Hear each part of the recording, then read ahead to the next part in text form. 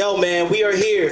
Trust me. Welcome, Emani Mone of Polite Society. Hey. Hi. Hey, what's up? What's up with you? Oh yeah, definitely. Let's give you one. Let's give you a hand clap. Let's get her a hand clap. Yeah, I was about Let's to get her a say, hand let's clap. try. Let's get her a hand clap. Yo, man, welcome to the Urban One Radio station. It was a reason that we brought you down. You know what I mean? It was the reason that we brought you down.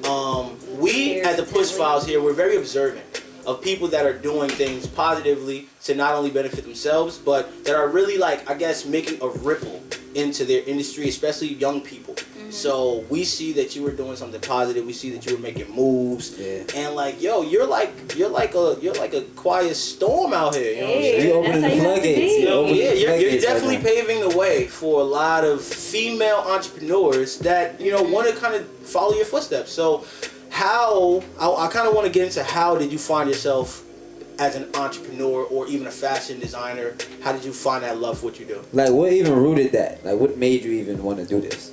Okay. Well, first of all, what do you do? Okay. One thing at a time. Please. All right. First, what do I do? My name's Emani. I design. I own Polite Society. Yes. It's an online store for men and women, and I've owned it for about 4 years now, and I see Polite Society as the new Gap one day. I feel like I'm gonna branch and take over and be as rooted and as deep as Gap Inc. Not just Gap, because Gap owns multiple lines of stores, and they all have smaller chains and stuff. Yeah, they all have their own feel and their own aesthetic, and I feel like that's where I'm trying to go with Polite Society.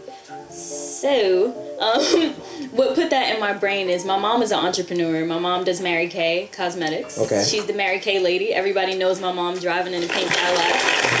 Yeah.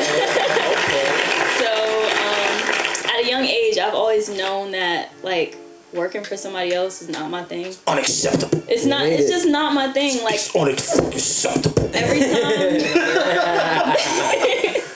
Every time I work for someone else, I just like get really, really depressed. Like, really depressed. And I even have like a scar on my leg. This is from me working and being depressed. What job was that? I worked for CVS as the... What was going on? No. I worked for the beauty department. So I was like on the whole Lower East Side. This is like a little known fact about me. And it was very recent ago. People don't even know that I like worked a full-time 40, 50-hour job and did everything that I did. But that's what's up. Investing in yourself? Yeah, hell that's yeah. Good. Hell yeah. That's the only reason why I worked there. But yeah, so I worked there, and just working for somebody else, it's just like, you gotta appeal to them. You have to be there when they tell you to be there. You have to be on their schedule. You can work and be the most successful person in your field, but if one day you call out, they're ready to replace you, and that's how it was. And I'm then people need to understand, like, people say, I'm going to work this job and invest in myself, but sometimes you get depressed at times, and you can't create if you're depressed. That's at all. A fact. You cannot create at all if you're depressed. So for you to be able to, go through that and still do your thing. I call it holding pockets, man. That's just good. I feel as though you should never let anyone be able to hold your pocket. If you get what I'm saying, like, they will control your income. Exactly. Technically, if they cut you off, if they say, yo, don't come in tomorrow and don't come ever again, your pocket, they control what's going into your pocket. That's a fact. You can't let anybody get that control over you. Seriously. I'd rather be broke than sit there and have somebody be the boss of me. I hear that. Like, honestly. I definitely hear that. Especially when my mom instilled things in me. My mom told me how to get money legally. So I don't need to work a job to learn how to get money. One day, money is just like, you can't let money control your emotions. It's an enabler. It's a tool. You can't let money control your emotions. When I stopped letting that happen to me, because I didn't feel comfortable unless I had a certain amount in my bank account. Like, I went through that. Yeah. And I think we all have gone through that. Everybody.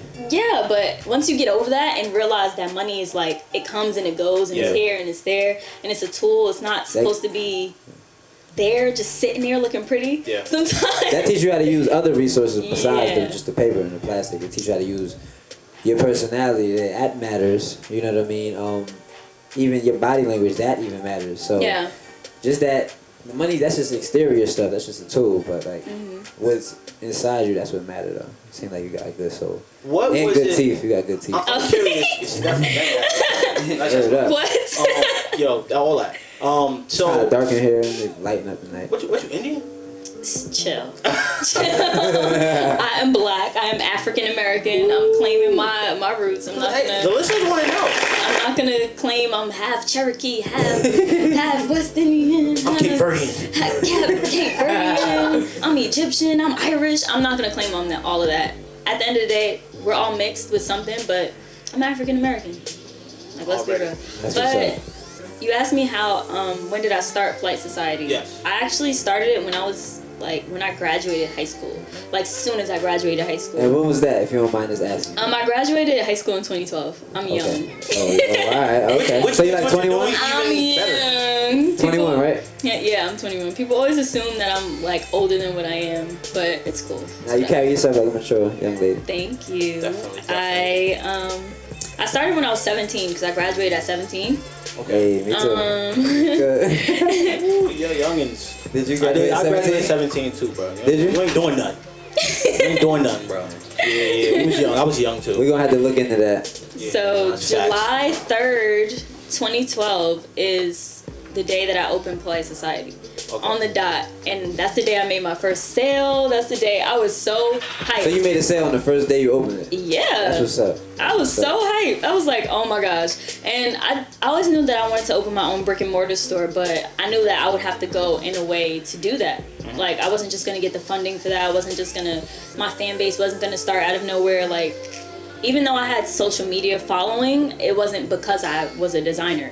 It was because I'm pretty, I guess. Like, let's be real. Like, Let's be real. However you get it, you get it. You know what I'm saying? So, yeah. It goes down in the DM. No, it does not go down. Nobody, I respect that. honestly, How do we know that? I honestly do not get DMs. What is up with that? Why does everybody assume that I get You got DMs? 50K. You don't get DMs? That's 50K. All right, What?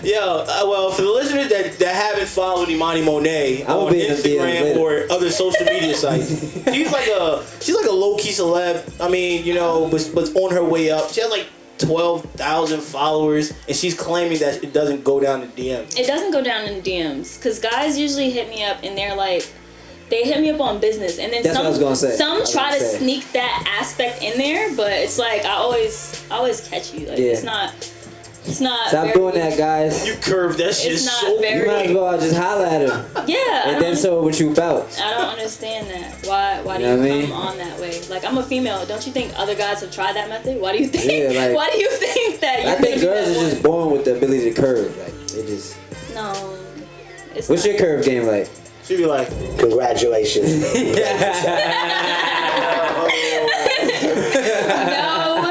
No. Sometimes I want to say things like that to guys, but at the end of the day, What's I'm your really sweet. What's so your yeah? Break that down for us, like I'm really sweet. So Get the polite fade. get your notepad out, bro. So if I so I can see So we it coming know. already, like so I can know. So we how- know. Yeah, do that. No, this one. you have to say something like. Are you that. one of the curvers that like just don't pick up the phone or leave you on red? Or, Okay, Oh. so I can tell you this. Okay, Are you- so this guy, I was at this restaurant. He's with a listening couple right of- now. He probably is. I was Tell them to call up 908-834-3359. Yo, call up. I was at this restaurant and this guy asked me for my number and I gave it to him, but I did not answer his text or anything. Goodness. I mean, I felt like a horrible person because he actually, like, I have the text here because he texted me this morning and he was like, it's not polite to ignore people. What did he say? So you just give people your number and ignore. I'm a nice guy, you know. Oh, I was like, damn. Did you read it or did you never open up the thread? You just saw me open it. I opened it. I ain't seen nothing. I opened it. You cannot, like, you can't have a store called Just Polite don't Society open and the not be thread. polite. Yeah. No. Okay. Where's the No, bro? it's just like I felt like it would be more. I'm gonna text him probably later on and be like, give him the rundown. But it's just like, I don't want to be mean. But if I was in a relationship, I wouldn't have gave him my phone number. I would have been like, boyfriend. But hold up though. Was, cause you know there's levels to it. It's I know how girls are. So Meaning what? How are they? no, I Yeah, mean exactly. you know Tell us. No, I'm very in tune with women, and I just know their tendencies, and there's levels to it. There's the guy that's like, oh, get out of here. I'm really not. I'm gonna just walk past you. I'm just act like I didn't hear you when you said, let me get your number. Okay. Then there's the guy that's probably like, oh, she probably think he might be okay, but she don't want to be mean. Then there's the guy like, all right, he can get my number. Let me see what's up. Listen. So what guy was he? I was told, man. He was just nice. He was I just- don't know. The way okay. he approached me was nice. He was So just it's too like- nice to be rude to. I've never So been that mean rude you wasn't- I've never been rude to a guy unless he's literally come up to me and been like, yo, ma, let me get your number. What up? No, Though? Was he attractive? Just relax. Was he attractive though? Huh? Was he attractive though? I don't got no tape. Oh. No, I really don't have a tape. But Yeah, she not that into you, bro. Man, But I it have just some wasn't female. him. I have some female friends, and they've told me that when upon first sight of a guy, they know. Yeah, first 5 they minutes. know what's going down in the DM. that's crazy because For I real. don't judge people like that. I can't look at somebody like a guy that I'm into and then judge him like off rip. How do I know I like you off But of seeing you? the first sign of you even getting to know someone is visually. You don't know what their heart is like until you see them. That's true, but I never meet a guy with intentions of, hey, I'm gonna talk to you. We're gonna be together. I'm gonna date you. I never look at a guy and just have that off rip. I don't.